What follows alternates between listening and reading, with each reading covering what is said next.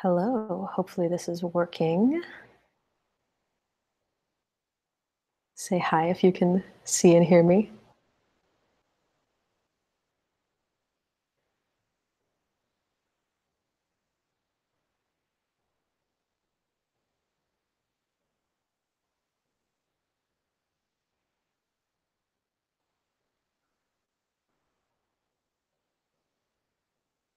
All right, looks like some folks are coming on. Hi, everyone. I see Samuel and Brian, full 66. Sherry, Cray, uh, Ariel. It's great to see some familiar people. I'm so glad all of you are on. So this webinar is the keys to open communication. We're going to go ahead and dive in. And the first thing I want to do is just ask you guys a question. You're actually going to have to think during this. Sorry. My favorite way to teach is by actually getting y'all to consider what's true for you. I think it makes it easier to implement things. So the question is, what's a conversation you want to have with someone, but you don't know how to, or for some reason you haven't yet? Feel free to put some answers in chat. I'll post that question.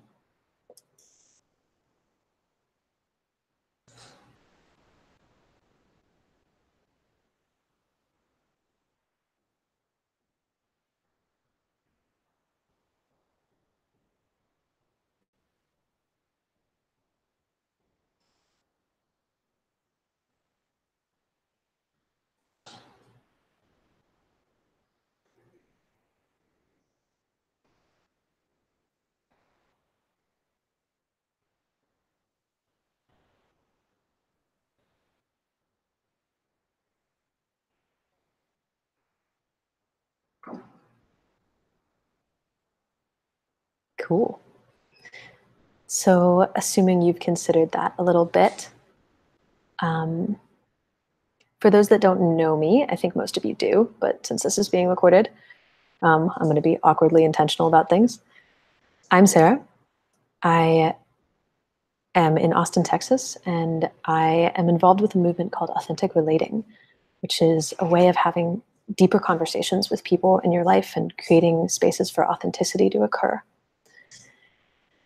And I have been doing these webinars and creating courses because as I did more of this work, I found that a lot of the things I took for granted in connection are actually things that I can make better. In this keys to open communication in particular, the reason for it is I was remembering back on times when I was in college and I would have these really deep friendships and relationships. I would sleep over at people's houses. I would go out on ventures with them. I, strung Christmas lights all over my bike and would bike around downtown and do polyphasic sleeping, which is sleeping like 4 hours a night and taking naps, stuff like that. And I kept having this experience where the connections would end and I wouldn't know why. And I wouldn't even know how to ask. So these people that I got in really deep relationship with would just kind of disappear. And I would just assume that something was wrong with me. And that's why they left. And it took me a really long time to realize that I could actually ask and I could have a conversation about why these people were leaving and why we were coming into conflict and what wasn't working for them about what I was doing. So the things that I want to share with you on this webinar are tools that I've found for having intense conversations with people in my life that actually end up with the relationship being deeper. And the cool thing is, since I've started using these, I've had friendships end, I've had relationships end, but none where I can't still be in community with those people, even the messiest breakup. The messiest breakup I've had in recent years, where we were supposed to get married and didn't. Still a best friend of mine, still in my community. So I'm hoping to share with you some of these ideas and see how they work for you.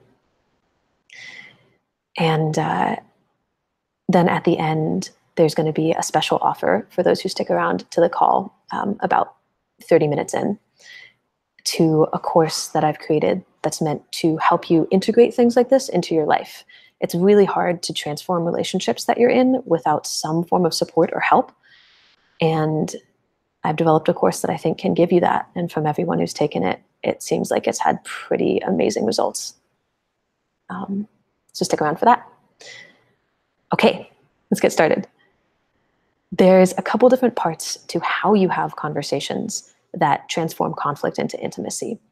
And the first part is preparation. And there's going to be a couple steps to each of these. So in preparation, first thing, think about why you're having the conversation that you want to have. Oftentimes, I go into a conflict just knowing there's something that I don't like. I'm having this conversation because I'm pissed off at you. The real reason I'm having the conversation isn't necessarily that I'm pissed off at you. That's like one part of it. But underneath that, there's the motivation for why I would even bother. Like if I'm annoyed at you, but you're some stranger who bumped me on the street, why would I care? The motivation is probably more something like, I want to have a deeper connection with you. I want to feel comfortable being around you in community. I want to, date you and not have it be awkward, whatever it is. So if you think through this first, then you come into the connection knowing what it is that you want to get out of it. And with the other person knowing that too. A conversation I sometimes ask myself is, what's at stake for me here? Like, what could I lose? What do I care about? So I encourage that. So I'd love it if you guys could take a second, and that prompt that I gave you at the start, what's a conversation that you want to have and haven't had yet? Just think about, what is your intention in wanting to have that conversation? What do you want with this other person or from them?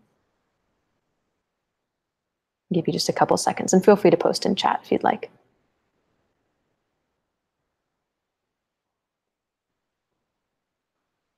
And I'm seeing some responses from the first question of a conversation you want to have with someone and don't know how. Laura says, can we have more time together?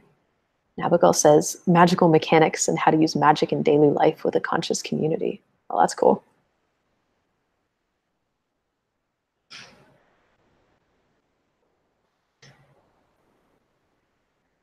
Awesome. So assuming you've thought through about that a bit, the second piece in preparation is to think about what you want to say. This may not be necessary for everyone. I know some people have the gift of coming into conversations and like holding their ground and being able to say exactly what they want and coming out with a clear set of objectives, whatever. That's not me. I get kind of overwhelmed when I'm having a tough conversation with someone else and all of my thoughts go out of my brain. So I really have to think through first, what is it that is important to me? And it's really easy for conversations without this to go off into like he said, she said, like it was French bread, not a baguette. Yeah, but we were talking about your cocaine addiction. You don't actually get the point if you let things kind of rabbit hole. So knowing what you want to say is helpful there. And for me, knowing what I want to say, sometimes I have to do some work to figure it out. I have an agreement with some of my friends to do bitch sessions with each other. I actually did this just yesterday. I voxed my friend Nora. I said, hey, I'm just going to, call on our bitch session agreement. And for a couple minutes, I just let out, like unowned all of my annoyances, all of my projections, because I have this agreement with her where I know that she's not going to take it at face value. Even if she interacts with the people I'm talking with, she's going to keep in mind that I was being unfiltered. And when I let all of that stuff out, then I can sometimes find the ownership in it. And I can go, okay, like, what is it that I'm really upset about here? An example would be, I was really upset that someone in my life keeps asking for time with me. And I've told him multiple times, like, I don't want that. I don't have this much time. Like, I want to be able to reach out to you.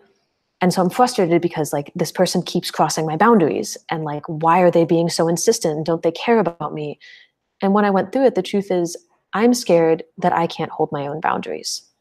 And having someone else ask continuously is really difficult for me. And so my request isn't, go away and never talk to me again or stop bugging me. It's, can you let me reach out to you first? And it really helped to be able to speak that out. So I sometimes write down like when I know what I want to talk about. We have some intentions coming in. Abigail says in her conversation, she's an intention for collaboration and creation of magic in various forms. And Samuel's is, how can we be more comfortable spending time together? I love that one. That one comes up for me a lot.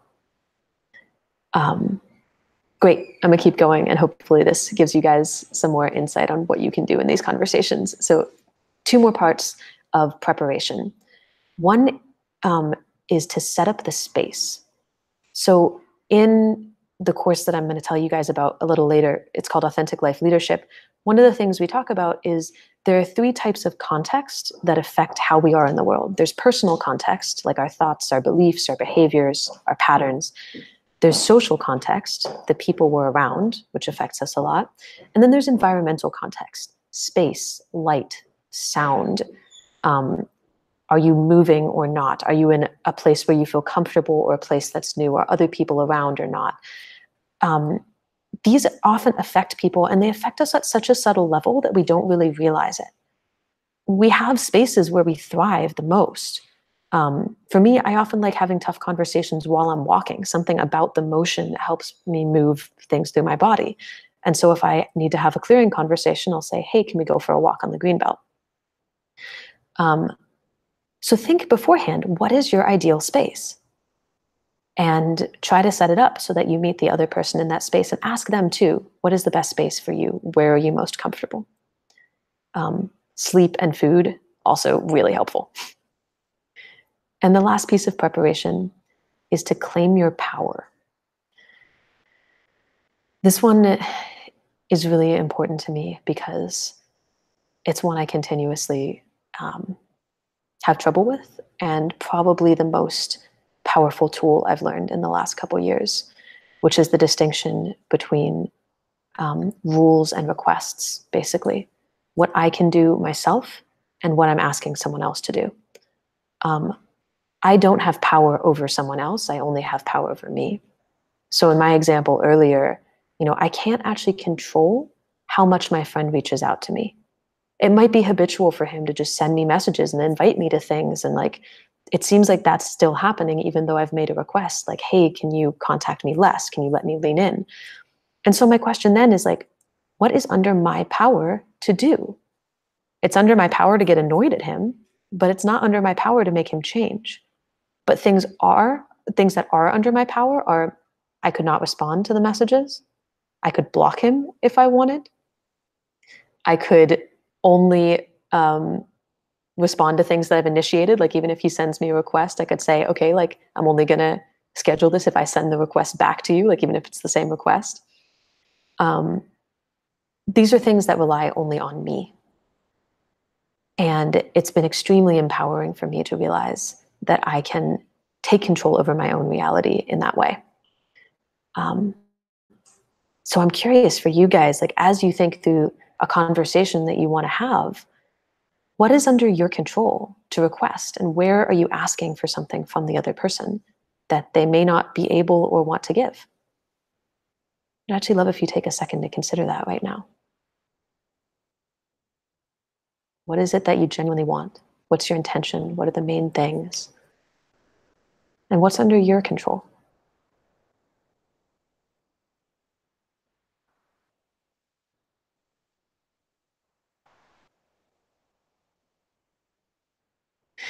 It's weird waiting for responses without having like a room of people to stare at. I'm just like, okay, tiny computer dot. I think you're a camera. I think there are people out there. They're probably going to post things in chat.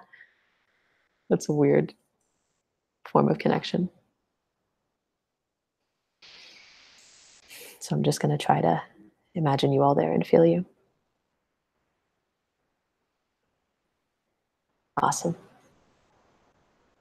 So after you do the preparation, part 2, these next parts have to do with safety. So part 2 is make it safe for them to speak, and then make it safe for you to speak. Why is safety important? I think safety is important because when we don't know that a relationship is going to continue, when we don't know if we're being cared about, if we're being listened to, if we belong, then some part of our brain shuts off. Like biologically, historically, if we weren't part of the group, we could be kicked out and die in the wild. And so if I'm having a conversation and I don't know that I'm safe with the other person, I'm not going to be able to bring my full presence to the conversation, and I'm not going to be able to relax. Something big is at stake, and my system is freaking out, even as I'm trying to do something very hard, like have a reasoned conversation. So creating safety is my core practice for having difficult conversations, or really creating culture in any way these days. And there's a lot of easy ways to do that. And before I share those, I want to read some of the responses to the ways that you guys think that you can claim your power. Kay says, what's under my control is my experience and my requesting. Totally. Sherry says, wanting you to know that I'm here and connected to you. Fear of rejection, that is under your control. Although I think you might be speaking to the safety bit, but I like interpreting it. Laura, I want him to want to spend more time with me. He may not. I can communicate. I can't control what comes back. Yeah, my key is like, how do I resent the other person the least possible? Because I think people make sense. Like, we don't do things to hurt others, but we do things in service of ourselves, in service of our safety, our like sense of internal care, our needs. And if those don't accord with someone else's, it's not that I'm trying to hurt you. It's that I can't respond to you without denying something important in myself. So I need you to hold your boundaries for what you need, and then give me the time and space to adapt.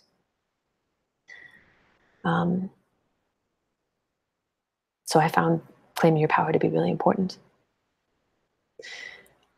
Okay, back to making it safe to speak. A couple parts of this. First is share your intention. This is, sorry, my phone buzzed at me. Share your intention. As you came up in the last section of this, like, what do you want in the conversation? I don't know if you've had the experience of going out with someone for coffee. You think it's coffee, they think it's a date. Or going into a conversation with your boss, you think you're getting a raise and they think you're getting fired. Like, intentions being off can be a little bit difficult. So at the start of the conversation, try to say, okay, I think we're here because of this. Why do you think we're here? Next is to actually listen. This seems simple to the point of being stupid, maybe, but it's actually one of the hardest things to learn. We can only listen to 1.5 conversations at a time. That's all our brain can process. So if I'm listening to the conversation in my own head, I only have half of a conversation's attention for you. Like, less than half of my attention is outward. And that means I'm going to miss what you say, and you're not going to feel fully safe or heard. So listening is an active practice of pulling ourselves back to the moment and just saying, okay, I'm just going to focus on the words of the person in front of me. I'm going to treat it like a meditation. Even if I get distracted and have to ask them to repeat it, oftentimes I find that the quality of attention that I give is healing even more so than the conversation, because often what people really want is just to feel heard and to know that they matter, to feel safe. It's not any particular thing for you to do. So listen as best you can. And another way to let people know that you've listened is to reflect and summarize. The reason I actually like this is not so much that it makes the other person feel heard, but when someone says something, I'm like, I'm so annoyed. I just want to like the totally facts are wrong and the intention's wrong. I just want to like tear them apart.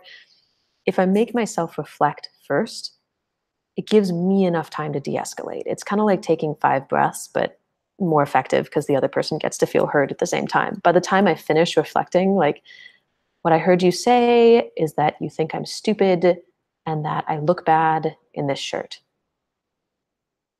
Cool. By the time I finish that sentence, I'm actually a little less annoyed. And I have the chance to respond from a more reasoned place, which tends to have the other person respond better. And the last tip, appreciate. in terms of creating safety, a lot of what I think sometimes happens when we're in conflict is we try to clear the conflict by staying in it until it's resolved. So it's like, I'll be talking to someone until 2 or 3 a.m., hammering away at this thing between us. And that feels like care and love for the relationship. But in the process, I'm getting tired, I'm getting low resourced, I'm getting annoyed at them. Having balance in conversation and relationship is absolutely crucial. So, you can do that by taking a walk, by getting some food, by talking to a friend and getting time away from the conversation. But you can also balance the conversation by taking time to share appreciation. Like, hey, I know having this conversation is difficult for you, and I really appreciate that you're staying in it anyways. Or, wow, I really felt seen by you right there. Thank you for reflecting that. This tool is so important to me. I actually want to stop again and have you think for a minute. The person you want to have this conversation with, what's something that you genuinely appreciate about them? Even as you're annoyed, like you don't have to let go of the annoyance, but just allowing appreciation to coexist.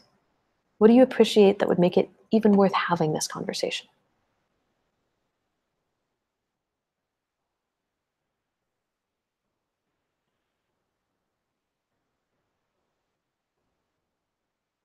Points if you can get to 3 appreciations before my next sentence. That doesn't count as my next sentence.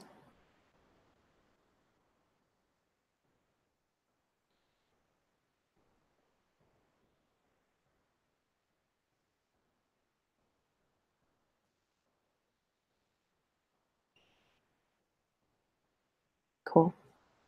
I hope that you share these appreciations as well as the tough things when you have a conversation with someone. And even we have some practices in the Authentic Life Leadership course of sending appreciations to friends and seeing what the result is. I love it. Brian's posted something he appreciates is their ability and desire for exploration. Yeah. And Laura, he's so sovereign. He wouldn't agree to anything unless it really works for him. Yeah, that one, like I can get really annoyed by people like that. Like, why won't you just give a little? And then at the same time, it's like, I envy that. Like, what a gift to walk around the world knowing where your boundaries are and knowing the difference between boundaries and requests, like we talked about in Claiming Your Power. Great. So part 3, make it safe for you to speak. First of all, allow for space. So as I said a minute ago, going into conversations resourced is really important, even if you have to ask for a conversation to happen at a different time or happen in a different way or happen with a third party there to help translate.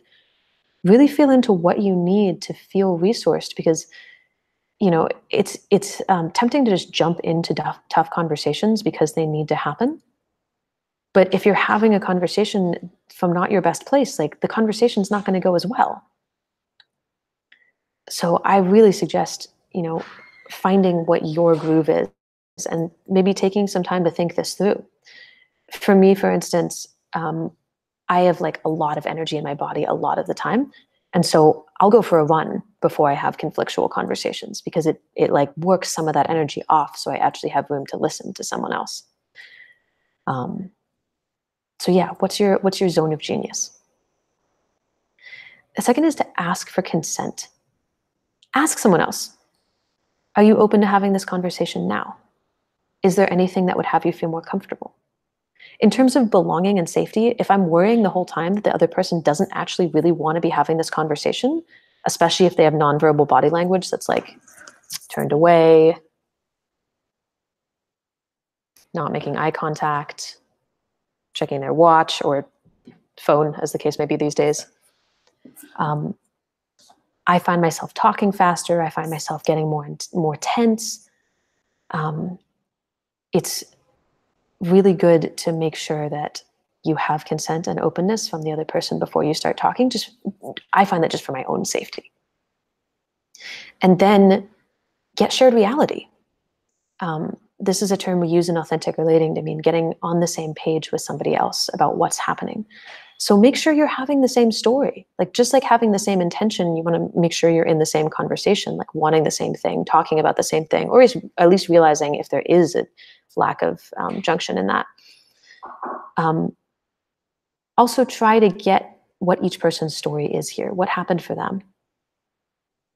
And what we're most interested here is feelings, actually, and beliefs and motivations and values. Not even that you share them, but that you know that each other understands.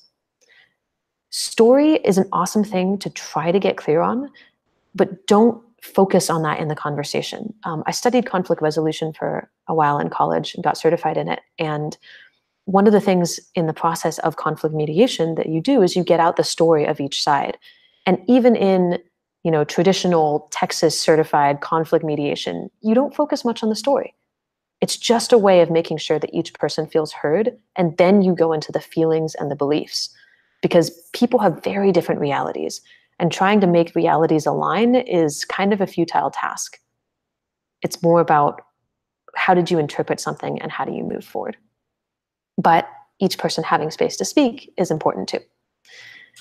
And last one, this is the simplest, the hardest, and the most valuable. Be on the same side of a problem. A lot of the time when we're having a conflict, we're on opposite sides of each other. And we're like, you did this thing. And you're like, you did this thing.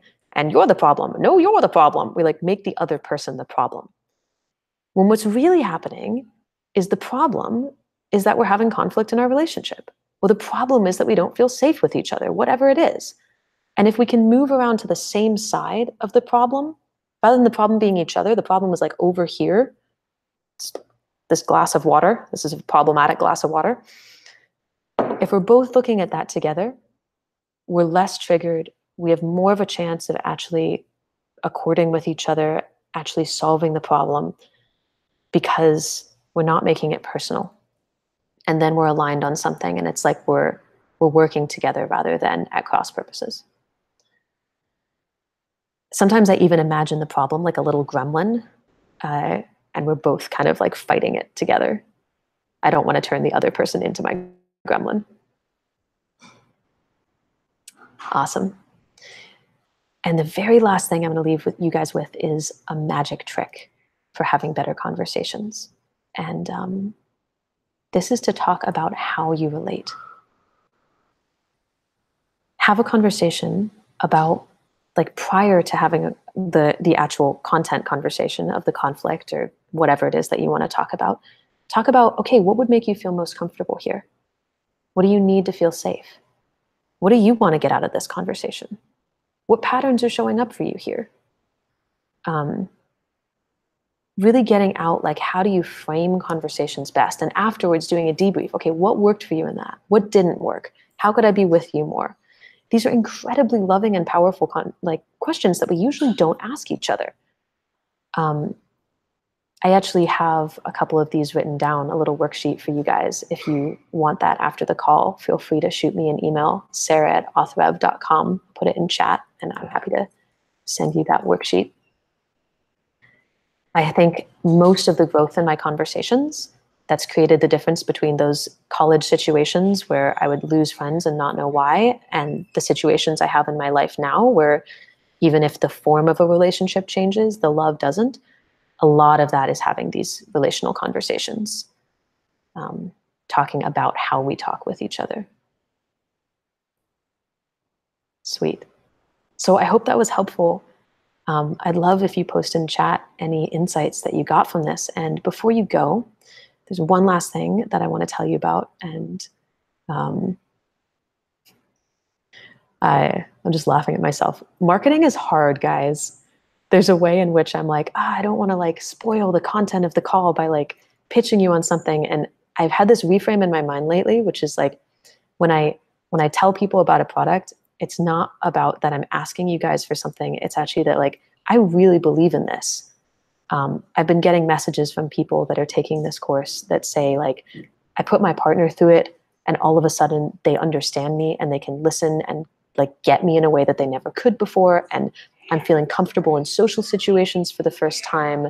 And I can make requests to friends and feel held. Like, I believe that the thing I'm about to tell you about literally does change lives in a way that I've wanted authentic relating to for a really long time, and think in a way it does, but when you step into a webinar and get tools, or when you step into an event and you have an experience, actually bringing that out into your life is super hard without support.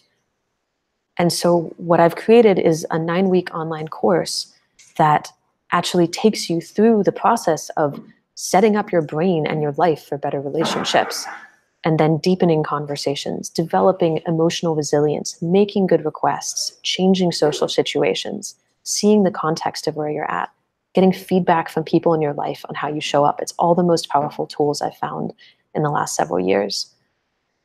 And for those of you on this webinar who stuck around, you're going to get a link to get the course for, I believe it's about $100 or $200 off. Let me check. Yeah, the course is usually $450, and we're going to post a link in chat that lets you get it for $300. And the benefit of this is I want you guys in this course because you've been on this call, so you already have a little bit of information and primer, and I think it's going to be easier for you to jump in. And I love the fact that you're committed enough to improving your relationships that you were willing to take an hour out of your afternoon to be here. I deeply appreciate that. Yeah, there's 2 versions of the course. One is a self-paced version where you get all the content and can just go through it at your leisure. And the other one is it's a version where you go through with a group of other people. You get a coach. New content gets released every week. And if you choose, you can be in a triad with other people from the cohort that you get to practice the assignments with. Every week there's videos, there's assignments, there's resources. It's usually like between 2 and 4 hours a week of content, depending on how you play it.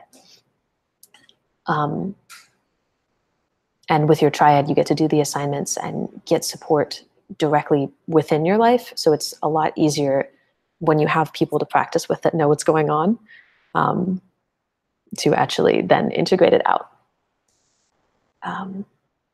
Yeah, if you have questions, feel free to post them in chat. The other thing about the course is if you're in the non-self-paced version, the coached version, you get a call every week, I believe, with your coach. And you also, regardless of what version you're in, I hop on every month to do a Q&A. So if you have any questions and you want to work through things in your life, you can do that with me directly. And Sherry asked if it's the same content in the self-study version. Yeah, it's the same content there. The cohort version is just you have other people to practice it with. But you can find other people in your life to go through the course with you, which is something that I super recommend. All of you can go through it together, and then you have the chance to practice with others. We've had a few couples go through, and it seems like it's been really valuable for their relationship because it teaches you to have relational conversations. It's kind of like me holding your hand the whole way through, you transforming your life into a more authentic, empathetic version of what you desire.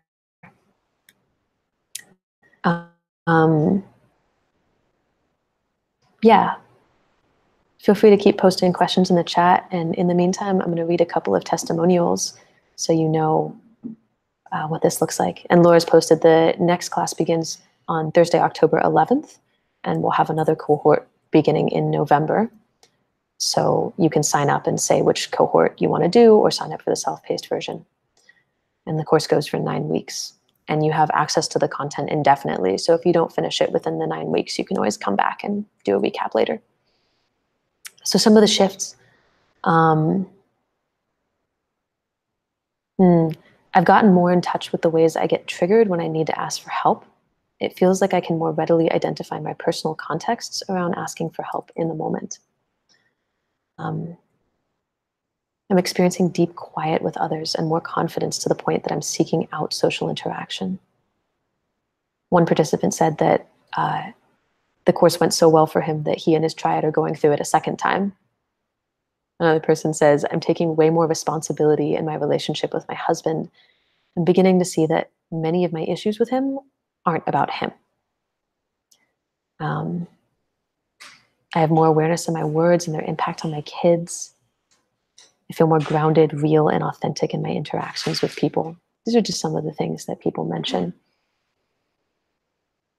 And I'm, curious if you have questions for it. Find a couple more things that people say in the meantime.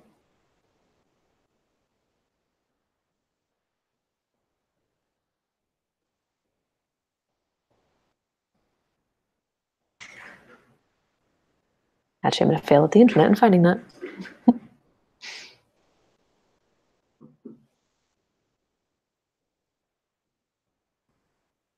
If you have questions in general also about how to apply this content, these keys to open communication, you can post those as well. Definitely in my own life, I don't have this all figured out. It's more a process of continual learning. A lot of this is just like trying and failing and trying again. And the act of trying in itself seems to be what people respond to. Brian asked, what would you say is the best way to reach out to someone who has trouble or lack of desire communicating? Oh yeah. The last week of the online course is actually on the boss battle, which is like, how do you talk to people that don't want to have a conversation with you or don't want to accept your authenticity? That's hard stuff. So what I would say is when someone else isn't responding to my requests, I find it really useful to go to getting what's happening for them. People respond usually really well to being inquired about, and you wanting to know what's happening for them.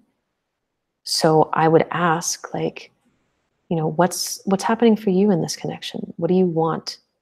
Do you want to have a conversation? It may be that like you may be on different pages about what the context of the relationship even is. Like there's a funny story I can tell with my brother that I probably will in a second, but he has a very different form of communication than me. And he doesn't like having deep relational conversations or talking about his emotions. And for a long time, I was trying to get him to do that by, sharing myself and having those conversations with him. And he would be really uncomfortable and he wouldn't want to spend time around me. And eventually I realized that like I wasn't meeting him in his world.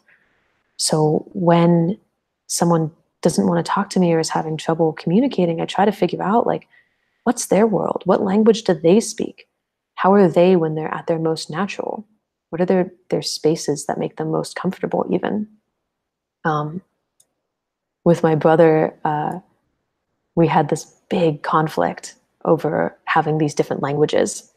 And we were at Burning Man actually, and like I'm trying to have a conversation with him about how we communicate, and it's just totally breaking down, and I'm like in tears, like this is like our one opportunity to connect. We're together for 10 days in the desert, and I'm failing at it, and I ended the trip feeling like, wow, I just wasted that opportunity.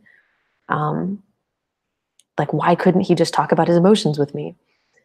About a month later, he and his girlfriend came to Austin to visit, and I didn't ask them any personal questions. I showed them around town. We went out to lunch. We went to all the places. We talked about, stuff in their life and movies and and like content.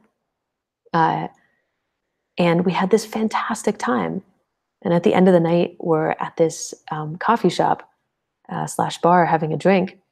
And my brother turns to me and he goes, "Okay, you've been good. You can ask me the deep shit now." So by meeting him where he was at, it gave him the space to meet me. So that's what I'd suggest, Brian. And if that didn't answer your question, let me know. I feel like I may not have had the full context on what you were looking for.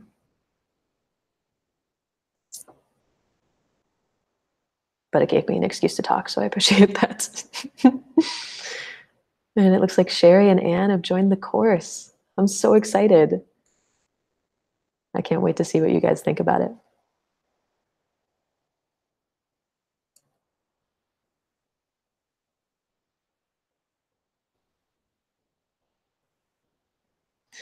a last postscript to that story with my brother is about a couple weeks later, he and his girlfriend came to Houston to visit my parents, and I came down as well.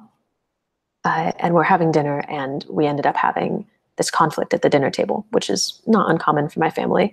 It wasn't, anything severe. Everyone was just stressed out.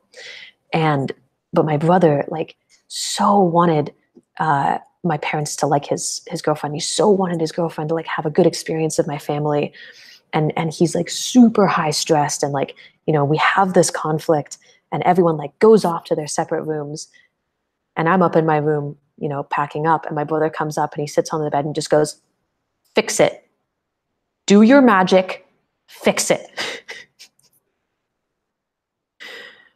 And I felt super seen. And I fixed it. And I fixed it mostly by asking the different people in my family, "Hey, like, what happened for you there?" And especially like what got missed. What did other people not see about what was important to you? And how do we make sure that your needs get met in conversation?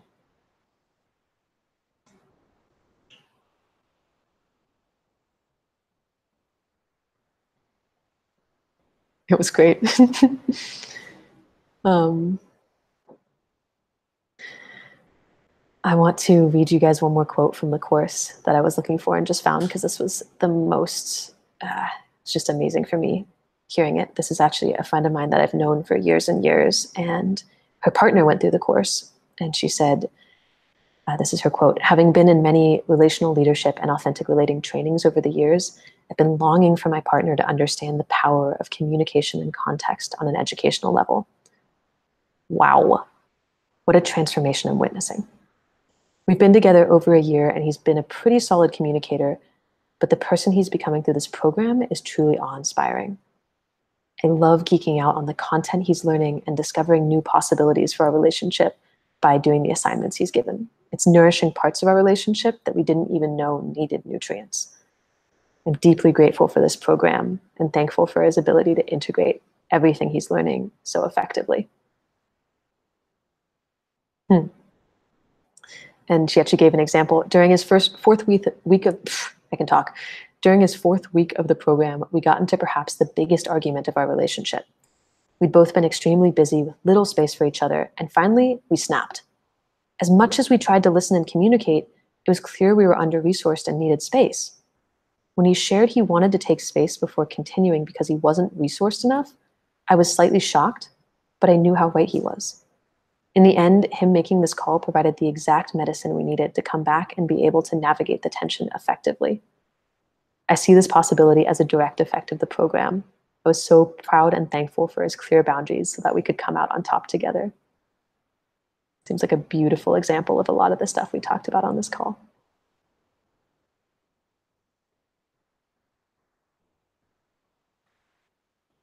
So I think we're almost at time, just a minute or so left.